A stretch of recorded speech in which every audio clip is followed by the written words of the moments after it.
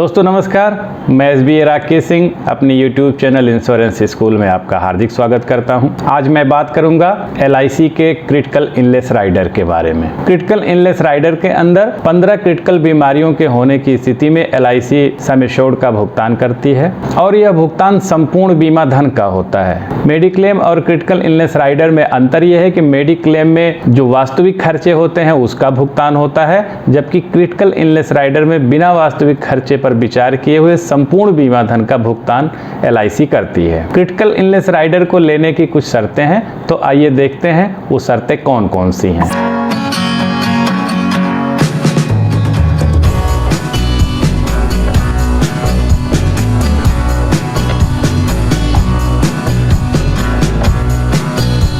न्यूनतम आयु 18 साल होनी चाहिए, अधिकतम आयु 65 साल, यानी 18 से 65 साल का जो व्यक्ति होगा वो क्रिटिकल इलनेस राइडर का लाभ ले सकता है। और जो पॉलिसी में न्यूनतम टर्म होगा वो 5 साल का होगा, मैक्सिमम टर्म 35 साल का हो सकता है। मैक्सिमम जो मैच्योरिटी एज है वो 75 होनी चाहिए, इससे ज़्यादा नहीं होनी चाहिए। और जो न्यूनतम सम एश्योर्ड है वो 1 लाख है। मैक्सिमम सम एश्योर्ड की सीमा 25 लाख है। और जो भुगतान विधि होगा वो मूल पॉलिसी की तरह से होगा, ईयरली, हाफ ईयरली, क्वार्टरली या नच के माध्यम से मासिक भी हो सकता है। यहाँ प्रश्न उठता है कि क्रिटिकल इलनेस राइडर लेना बेहतर होगा या हेल्थ इंश्योरेंस। तो आइए एक छोटी सी तुलना करके देखते हैं, एक उदाहरण से समझने का प्रयास करते हैं।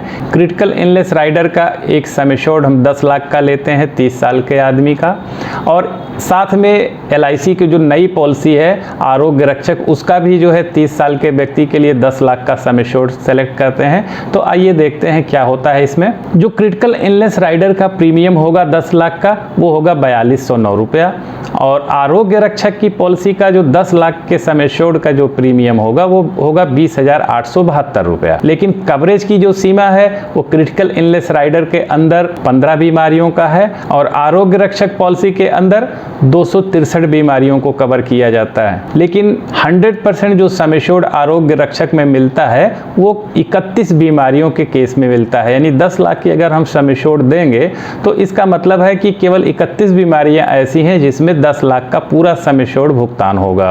और कैटेगरी 2 में जो 59 बीमारियां हैं उसके लिए 60%, यानी अगर हम 10 लाख का सम एश्योर्ड देते हैं तो इसका मतलब है कि 6 लाख रुपया जो कैटेगरी 2 की श्रेणी की जो बीमारियां हैं जिसमें 59 बीमारियां हैं उनके केस में अगर कोई मेडिकल सर्जरी होती है तो पैसा मिलेगा। कैटेगरी 3 की स्थिति में केवल 40% सम एश्योर्ड का भुगतान होता है, यानी 10 लाख सम एश्योर्ड पे 4 लाख रुपए का भुगतान होगा, और ऐसी 112 बीमारियां हैं। और कैटेगरी 4 में 20% सम एश्योर्ड का भुगतान होता है, ऐसी 62 सर्जरीज होती हैं जिसमें 20% यानी 2 लाख रुपए का भुगतान होगा। आरोग्य रक्षक पॉलिसी में बहुत सारे लाभ ऐसे हैं जो इन सर्जरीज के अलावा हैं। अगर तुलनात्मक अध्ययन किया जाए तो आरोग्य रक्षक पॉलिसी कहीं ज़्यादा बेहतर होगी, लेकिन यहाँ पे एक समस्या ये है कि जो प्रीमियम है वो 10 लाख सम एश्योर्ड के लिए 20,872 है, लेकिन क्रिटिकल इलनेस राइडर के लिए जो प्रीमियम है वो 4,209 है।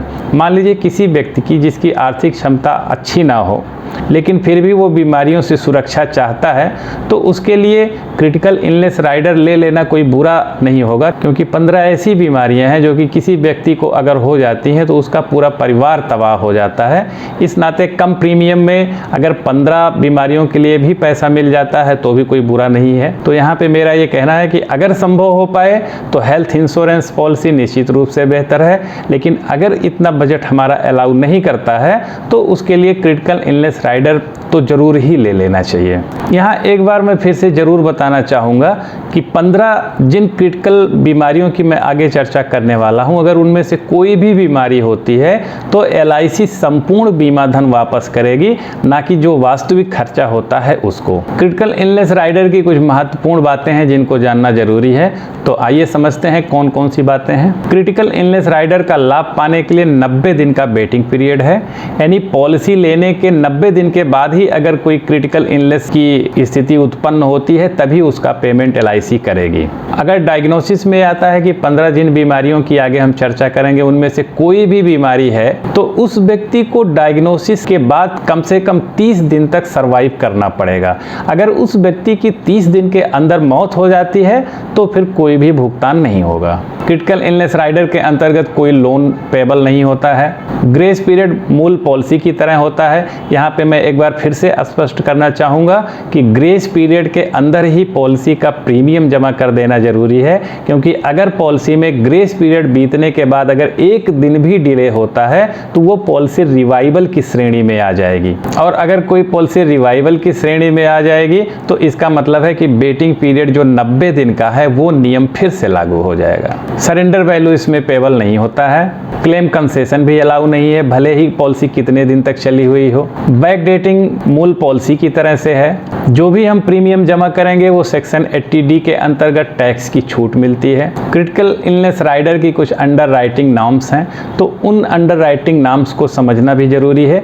तो आइए समझते हैं अंडर राइटिंग नॉर्म्स को। ASA यानी एक्चुअल सम एश्योर्ड जो होगा वो बेसिक सम एश्योर्ड के बराबर होगा। नॉन मेडिकल के केसेज इसमें अलाउ हैं, लेकिन केवल नॉन मेडिकल स्पेशल और नॉन मेडिकल जनरल प्रोफेशनल्स को ही अलाउ हैं, और मेजर स्टूडेंट्स को भी नॉन मेडिकल केसेज अलाउड हैं, लेकिन वो 10 लाख उसकी मैक्सिमम लिमिट है। सब स्टैंडर्ड लाइफ्स भी क्रिटिकल इलनेस राइडर का लाभ ले सकती हैं, और वो अधिकतम उसकी जो सीमा है वो EMR क्लास 2 यानी जो एक्स्ट्रा मॉर्टेलिटी रेट क्लास 2 तक है वही एलिजिबल होते हैं। हैंडीकैप्ड कोई राइडर नहीं मिल सकता। महिलाओं के लिए कैटेगरी A1 और कैटेगरी A2 की श्रेणी ही महिलाएं इस राइडर का लाभ ले सकती हैं, लेकिन अगर कैटेगरी A1 और A2 की महिलाएं प्रेग्नेंट हैं तो उनको लाभ नहीं मिलेगा। केवल स्टैंडर्ड एज प्रूफ के साथ ही पॉलिसी एक्सेप्ट हो सकती है। तो आइए थोड़ा फाइनेंशियल अंडर राइटिंग के बारे में भी जानकारी लेते हैं। ऐसे व्यक्ति जिनकी 18 से 45 साल के बीच में एज है वो अपने 3 साल की औसत आय का 8 गुना तक का कवरेज ले सकते हैं। ऐसे व्यक्ति जिनकी 46 से 65 साल तक की एज है वो अपनी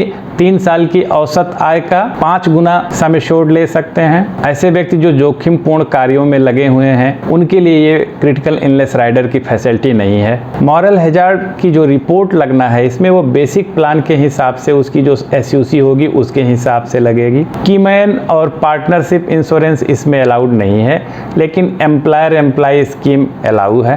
NRIs और foreign nationals of Indian virgin इनको ये राइडर अलाउ नहीं है। क्रिटिकल इलनेस की स्थिति में 120 दिन के अंदर ऑफिस में सूचना देनी होगी। क्रिटिकल इलनेस राइडर में 15 बीमारियां कौन कौन सी हैं, आइए एक निगाह उन पर भी हम डालते हैं। Cancer of defined CBRT, open chest CABG, myocardial infarction, kidney failure जिसमें रेगुलर डायलिसिस की जरूरत हो, major organ bone marrow transplant, stroke resulting in permanent symptoms, permanent paralysis of limbs, multiple sclerosis with persisting symptoms, aortic surgery, primary pulmonary hypertension, Alzheimer's, blindness, 3rd degree burn, open heart replacement और repair of heart valves और benign brain tumour. ये वो 15 बीमारियां हैं जिनके होने पे LIC पूरे सम एश्योर्ड का भुगतान करती है। क्रिटिकल इलनेस राइडर को लेके कुछ एक्सक्लूजन्स भी हैं। यदि प्रत्यक्ष या अप्रत्यक्ष रूप से ये परिस्थितियां उत्पन्न होती हैं तो LIC क्लेम को रिजेक्ट भी कर सकती है।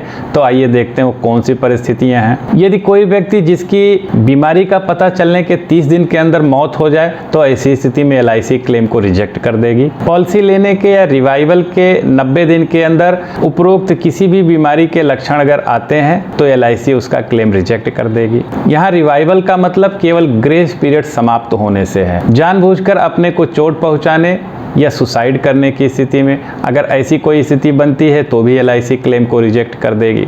शराब या ड्रग्स के सेवन के कारण अगर कोई स्थिति बनती है और अगर योग्य चिकित्सक ने सलाह नहीं दिया है, ऐसी स्थिति में कोई व्यक्ति शराब और ड्रग्स का सेवन करता है तो ऐसी स्थिति में भी LIC क्लेम को रिजेक्ट कर देगी।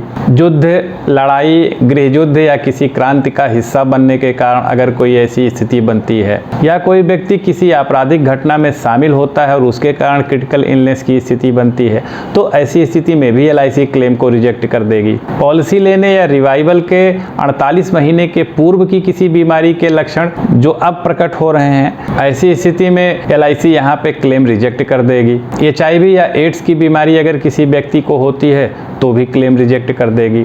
इलाज ना कराने पर या चिकित्सीय परामर्श को ना मानने पर, जिसमें कोई भी विवेकपूर्ण व्यक्ति योग्य चिकित्सक की सलाह पे इलाज या जांच वगैरह कराता है, ऐसी नेग्लिजेंसी की स्थिति में भी LIC क्लेम को रिजेक्ट कर देगी।